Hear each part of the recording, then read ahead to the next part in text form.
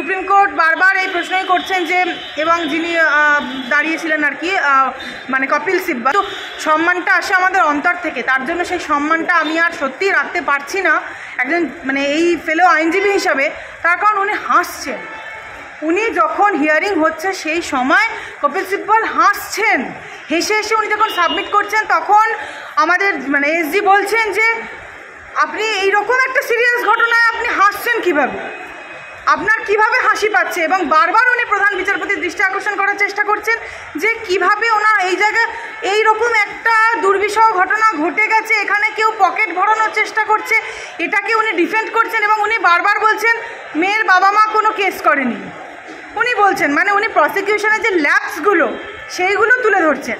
তা মেয়ের বাবা মা যে কেস করেননি, তা মেয়ের বাবা মাকে দিয়ে তো কেসটা করানো হতো। বারবার তো এটাই উঠে আসছে যে মেয়ের বাবা মা 3-4 ঘন্টা ধরে বা maybe more than that time they couldn't see the dead body, I mean their daughter, মানে তারা বারবার চেষ্টা করেছে তাদের মেয়েকে দেখার, কিন্তু তাদেরকে দেখতে দেওয়া হয়নি।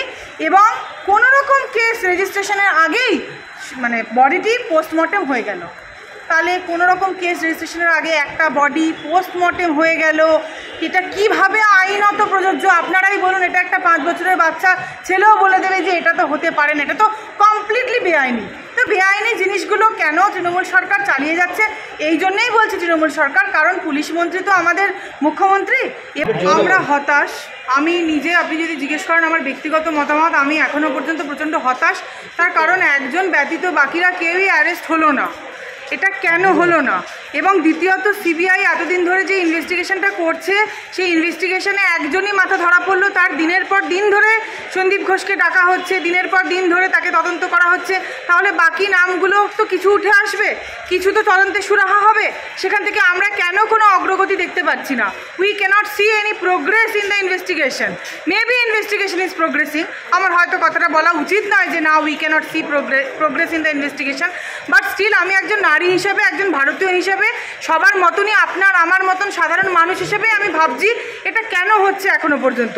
এবং দ্বিতীয়ত সুপ্রিম কোর্ট বারবার এটাই প্রশ্ন করছেন, আজকেও এখনো পর্যন্ত আমাদের মামলা শুনানি চলছে, এখনো পর্যন্ত হিয়ারিংটা হচ্ছে, হবে এখনো। তো হিয়ারিংয়ের গতিবিধি থেকে আমরা যেটা বুঝতে পারছি, মানে উনি বারবার এটাই জিজ্ঞাসা করছেন যে আচ্ছা আপনারা তদন্তটা করলেন কি করে, মানে পোস্টমর্টেম যেটা ময়না তদন্ত বডির, সেটা before any registration of any FIR, there was no registration of any FIR, there was no FIR registered before.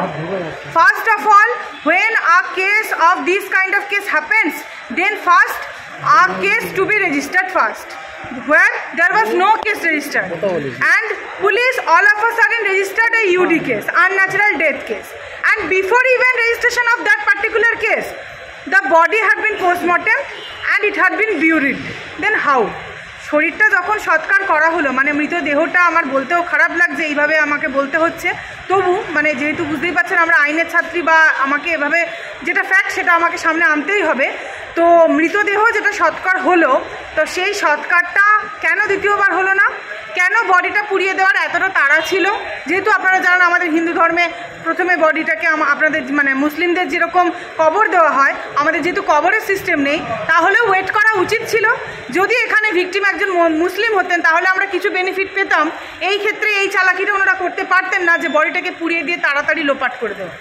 তো এইভাবে মানে যে কাণ্ডগুলো তৃণমূল সরকার করে যাচ্ছে, এটা একজন আমরা মহিলা মুখ্যমন্ত্রীর থেকে আশা করি?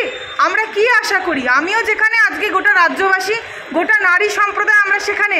আর আমাদের এই লড়াইটা কিন্তু কোনো রকম মানে পলিটিক্সের লড়াই নয় এবং নারী পুরুষের লড়াই নয় এবং কোনো হিন্দু মুসলমানের লড়াই নয়। এই লড়াইটা হচ্ছে সম্পূর্ণরূপে মানুষ হয়ে মানুষের পাশে দাঁড়ানো এবং মানুষ হয়ে অমানুষদের বিরুদ্ধে আমাদের লড়াই। এটাই কিন্তু আমাদের লড়াই। আমাদের লড়াই কিন্তু কোনো অর্থে মানে এই আজকের দিনে দাঁড়িয়ে এই মতাদর্শটাই বলবো আমি, এটা পুরোপুরি সামাজিক একটা ব্যাধি। আমাদের সামাজিক স্তরে এই আজকে লড়াইটা। সুপ্রিম কোর্ট বারবার এই প্রশ্নই করছেন যে এবং যিনি দাঁড়িয়েছিলেন আর কি মানে কপিল সিব্বল, আমি কি আর বলবো, তাকে মাননীয় বলেই আমাকে সম্বোধন করতে হচ্ছে, কিন্তু সম্মানটা আসে আমাদের অন্তর থেকে, তার জন্য সেই সম্মানটা আমি আর সত্যিই রাখতে পারছি না একজন মানে এই ফেলো আইনজীবী হিসাবে। তার কারণ উনি হাসছেন, উনি যখন হিয়ারিং হচ্ছে সেই সময় কপিল সিব্বল হাসছেন, হেসে হেসে উনি যখন সাবমিট করছেন তখন আমাদের মানে এসজি বলছেন যে আপনি এইরকম একটা সিরিয়াস ঘটনায় আপনি হাসছেন কিভাবে, আপনার কিভাবে হাসি পাচ্ছে, এবং বারবার উনি প্রধান বিচারপতির দৃষ্টি আকর্ষণ করার চেষ্টা করছেন যে কিভাবে ওনার এই জায়গায় এইরকম একটা দুর্বিষহ ঘটনা ঘটে গেছে, এখানে কেউ পকেট ভরানোর চেষ্টা করছে, এটাকে উনি ডিফেন্ড করছেন এবং উনি বারবার বলছেন মেয়ের বাবা মা কোনো কেস করেনি। উনি বলছেন মানে উনি প্রসিকিউশনের যে ল্যাপসগুলো সেইগুলো তুলে ধরছেন। তা মেয়ের বাবা মা যে কেস করেননি, তা মেয়ের বাবা মাকে দিয়ে তো কেসটা করানো হতো। বারবার তো এটাই উঠে আসছে যে মেয়ের বাবা মা 3-4 ঘন্টা ধরে বা maybe more than that time they couldn't see the dead body, I mean their daughter. মানে তারা বারবার চেষ্টা করেছে তাদের মেয়েকে দেখার, কিন্তু তাদেরকে দেখতে দেওয়া হয়নি এবং কোনো রকম কেস রেজিস্ট্রেশনের আগেই মানে বডিটি পোস্টমর্টেম হয়ে গেল। তাহলে কোনো রকম কেস রেজিস্ট্রেশনের আগে একটা বডি পোস্টমর্টেম হয়ে গেল, এটা কিভাবে আইনত প্রযোজ্য? আপনারাই বলুন। এটা একটা 5 বছরের বাচ্চা ছেলেও বলে দেবে যে এটা তো হতে পারে না, এটা তো কমপ্লিটলি বেআইনি। তো বেআইনি জিনিসগুলো কেন তৃণমূল সরকার চালিয়ে যাচ্ছে? এই জন্যেই বলছে তৃণমূল সরকার, কারণ পুলিশ মন্ত্রী তো আমাদের মুখ্যমন্ত্রী, এবং এই জন্যই বলা হচ্ছে তৃণমূল সরকার, কারণ এই যে সন্দীপ ঘোষ থেকে শুরু করে যিনি দেখা যাচ্ছেন একটি ডাক্তারের বোধহয় এবিপি আনন্দে কোনো সম্মান বা রত্ন পেয়েছিলেন, তাহলে আমরা কি এই ধরনের লোকগুলোকেই রত্ন হিসাবে প্রতিষ্ঠা করেছি এই সরকারের আমলে? মানে এটা আমার প্রশ্ন, যে এটা আপনারা ঠিক করুন। সেটা আমি জাস্ট প্রশ্নগুলো তুলছি, আমি আপনাদেরকে কিছু গাইডলাইন দিয়ে দিচ্ছি না যে বা স্টেটমেন্ট দিচ্ছি না যে না this has happened, no, I am just telling you that you people decide. আপনারা এগিয়ে এসে আপনারা বিচার করুন এটা কি হচ্ছে, এবং এই জায়গায় কোনো রকম রাজনৈতিক রং এই মুহূর্তে আনবেন না, কারণ আমাদের ভারতবাসী এবং জনমত নির্বিশেষে আমরা সবাই প্রচণ্ড ক্ষেপে আছি এই মেয়েটির বিচার, এবং সবাই কোনো না কোনোভাবে অপ্রেসড এই সরকারের দ্বারা। তাই আমরা বিচারটা চাইছি, কোনো রকম রাজনৈতিক রং এই মুহূর্তে আমরা আনতে চাইছি না, এবং এই জিনিসটি রাজনীতির কিন্তু ঊর্ধ্বে। ইতিমধ্যেই যিনি ডেপুটি মানে অধ্যক্ষ ছিল 2023 সালে আক্তার আলী, তিনি কলকাতা হাইকোর্টে এসেছিল আমাদের সঙ্গে। তিনি বলেছেন যে এই সন্দীপ ঘোষ এতটাই প্রভাবশালী ছিল যে আমাকে যে 24 ঘন্টার মধ্যে ট্রান্সফার করে দিল, এবং আমি মুখ্যমন্ত্রী সহ বিভিন্ন দপ্তরে এই আক্তার আলীর কুকীর্তি তুলে ধরেছি, এমনকি মিডিয়া সোশ্যাল মিডিয়াতে দেখানো যে তারপরেও কোনো পদক্ষেপ নেয়নি। তারা আক্ষেপ হলো যে আজকে যদি আমার কথা বিশ্বাস করে এই দপ্তরগুলো যদি তার বিরুদ্ধে তদন্ত করতো তাহলে আর্জিকলে আজ এই কাণ্ড ঘটতো না। অবশ্যই ঠিকই বলছেন আপনি যে কথাটি বলছেন, কারণ ওনাকে প্রথমত কেন দেন শোকজ করা হলো না? উনি নিজে একটা চালাকি করে পদত্যাগ দিয়ে দিলেন, এবং ঘন্টা 1 ঘন্টা 2 ঘন্টা বা 4 ঘন্টা যেটা শোনা যাচ্ছে তার মধ্যে নাকি ওনাকে আরও একটু উঁচু পদে পোস্টিং দিয়ে দেওয়া হলো, এবং ওনার জায়গায় আরেকজনকে বসানো হলো। সেটা কেন তদন্ত হলো না? তদন্তের জায়গা কেন ভাঙা হলো? আমি আপনাদের আগের ভিডিওতেও বলেছি, বারবার বলেছি যে এই যে তদন্তের প্রসেসগুলো এগুলো কি হচ্ছে। আর আমরা সত্যি কথা বলতে এই মুহূর্তে দাঁড়িয়ে আমরা নিজেরা চাইছি, আমরা বিচার চাইছি, আমরা কোনোভাবে কোনো কোর্টের ওপর এইভাবে ভরসা রাখার জায়গাতে আমরা নেই, কারণ আমরা ইমোশনালি প্রচণ্ডভাবে খারাপ জায়গায় আমরা রান করছি। আমরা কতদিন ধরে আমরা এই যে দিনের পর দিন ধরে প্রোটেস্ট, আমাদের দিনের পর দিন ধরে আমাদের যে লড়াই, প্রতিদিন এই যে আমাদের গতকাল পর্যন্ত বা আমাদের ক্যালকাটা হাইকোর্টে ধরুন যে জনস্বার্থ মামলাটি ছিল আমাদের অনারেবল জাস্টিস শিবান্না নামে স্যারের ঘরে, তো সেখানে পর্যন্ত আমরা লড়ছি। উনি টাইম দিচ্ছেন যে সুপ্রিম কোর্ট দেখছে, কিন্তু কতদিন আর এরকমভাবে চলবে? আমরা অপরাধীদের কবে আমরা নিয়ে আসতে পারবো, কবে তাদেরকে আমরা ডিটেক্ট করতে পারবো?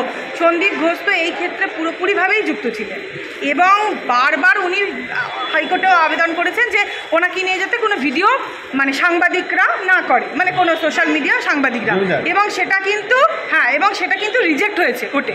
সেটা কিন্তু that had been already rejected by the honourable Calcutta High Court today only, মানে একটু আগের আমি আপনাদেরকে নিউজ বলছি। বা সুপ্রিম কোর্টের নিউজটা যেহেতু এখনও পর্যন্ত অর্ডারটা আসেনি, সেটা এখনও পর্যন্ত বলা যাচ্ছে না, অর্ডারটা এলে বলা যাবে ডিটেলসে।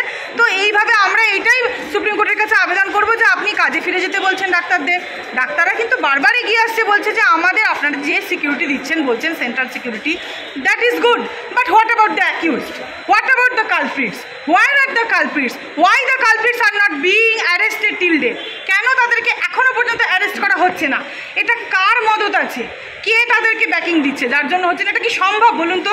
এইরকম একটা মানে নৃশংস ঘটনা ঘটে গেল, আজ পর্যন্ত আর একজনও অ্যারেস্ট হলো না।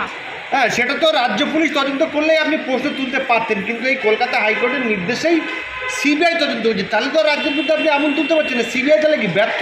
সিবিআইকে আমি পুরোপুরিভাবে সফল মনেও করছি না, আবার ব্যর্থও না।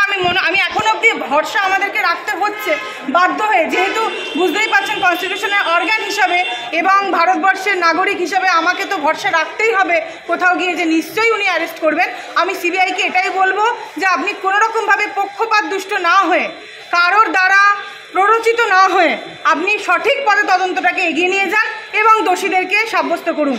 আপনাদের তো এখানে ভয়ের কোনো ব্যাপার নেই, আপনারা তো সরকারি চাকুরে, হয়তো আপনাদের বাধ্যবাধকতা আছে কি আছে সেটা আমি না বুঝতে পারছি না, কিন্তু আপনারা যেহেতু দেখুন মেন সমস্যাটা হয়ে যাচ্ছে, যেহেতু বডিটা পুড়িয়ে দিয়েছে, সমস্ত পোস্টমর্টেমের যে রিপোর্টগুলো সেগুলোতে কিছু পাওয়া যায়নি, সমস্ত উইটনেসগুলোকে ট্যাম্পার করে দিয়েছে, এভিডেন্সগুলোকে ট্যাম্পার করে দিয়েছে। সিবিআই তাই জন্য সার্কামস্টেন্সিয়াল এভিডেন্সের ওপর ভিত্তি করে ধরার চেষ্টা করছে, মানে সিবিআইয়ের হাতে প্রপার সেই প্রমাণটা দেওয়ার জন্য ওরা নষ্ট করে দিয়েছে। That is the main problem, যেটা আমি আইনজীবী হিসাবে বুঝছি। কিন্তু আমি এটাই বারবার চাই আমরা, এবং আমার কথা না, এটা আমার জায়গায় আপনি এখানে 100টা মেয়ে নিয়ে আসুন, তাদের প্রতিটা লোকের এটাই কথা, দোষীরা কেন অ্যারেস্ট হচ্ছে না, দোষীরা কেন আজ পর্যন্ত তাদেরকে কেন অ্যারেস্ট করা হচ্ছে না, তাদেরকে অ্যারেস্ট করা হোক। শেষ প্রশ্ন করে আপনাকে সংক্ষেপে উত্তর দেবেন। আমাদের ভারতবর্ষে বর্তমান যে জুডিশিয়াল ব্যবস্থা আছে ব্রিটিশ আমল থেকে চলে আসছে, কিন্তু ডিজিটাল ইন্ডিয়া হয়েছে, মেকিং ইন্ডিয়া হয়েছে, আরও অপরাধের মানে কায়দা কৌশল অনেক বেড়েছে। আইন কিন্তু সেই ব্রিটিশ আমলে রয়েছে। সেই আইন যদি ডিজিটাল না হয়, পরিবর্তন যদি না হয়, মানুষ আসবে, হতাশ হয়ে বাড়ি যাবে, তো বিচার পাবে। ঠিক ঠিক, আমি সহমত ভাই আপনার সাথে এই প্রশ্নে।